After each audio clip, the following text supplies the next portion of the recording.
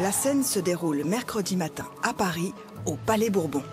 Et le coup de com' cette semaine, c'est l'audition du PDG d'ArcelorMittal, Lakshmi Mittal, ici à l'Assemblée nationale, par une commission d'enquête sur la situation de la sidérurgie et de la métallurgie française et européenne dans la crise économique et financière et sur les conditions de leur sauvegarde et de leur développement. Un nom complexe pour dire l'impasse de la sidérurgie française. La commission a vu le jour au lendemain du fiasco de Florange. Le PDG d'ArcelorMittal, Lakshmi Mittal, avait rencontré François Hollande 2 fois, en septembre et en novembre, sans qu'aucune image ne filtre. Et il n'a donné qu'une interview à la fin du bras de fer, en décembre, dans le Figaro. C'est en 2006 que le public français a découvert ce milliardaire anglo-indien. En pleine OPA sur Arcelor, il convoque la presse. Tous les engagements d'Arcelor concernant les emplois et les investissements seront tenus.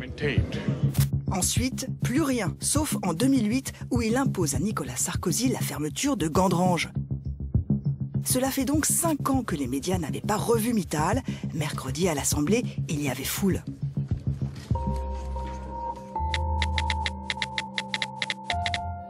C'est un événement, et c'est sûr qu'en Belgique, on s'est dit, tiens, les choses ne se passent pas comme ça en Belgique. Il vient devant l'Assemblée nationale française, ça donne une image, en tout cas, de députés qui cherchent des explications.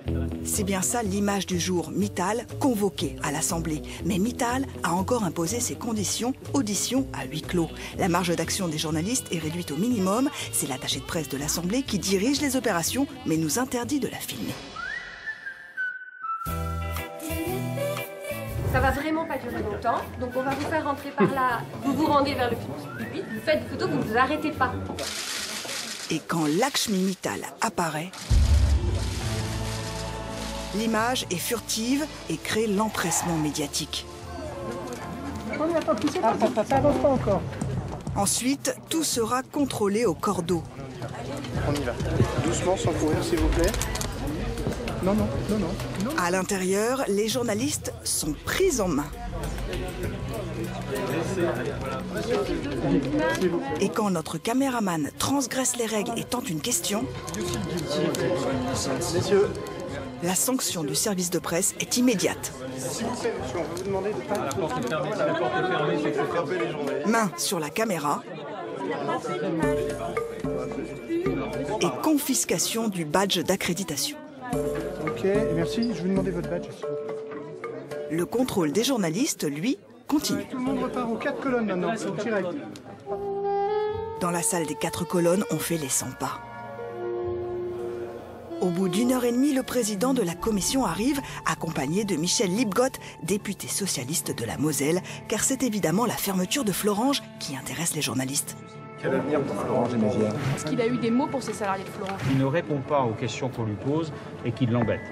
La com des députés a échoué. D'inquisiteurs de grands patrons, ils sont passés à élèves de Mittal. Nous avions face à nous un grand patron libéral qui nous a rappelé les règles de l'économie libérale. Pardonnez-moi, est-ce que c'est pas quand même la victoire du pouvoir économique sur le pouvoir politique? Non, mais attendez, est-ce que c'est pas trop tard finalement? Quand il nous dit est-ce que c'est pas trop tard? Nous sommes dans l'action. C'est jamais trop tard.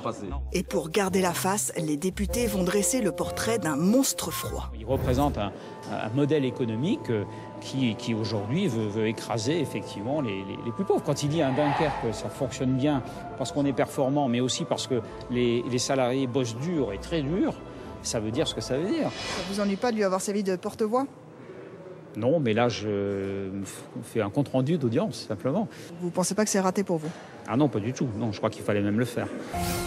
Dans les médias, en tout cas, c'est un coup d'épée dans l'eau, car Mittal n'a pas parlé. À la télé, rien, à part le grand journal, rien à la radio, et juste un papier dans les Échos.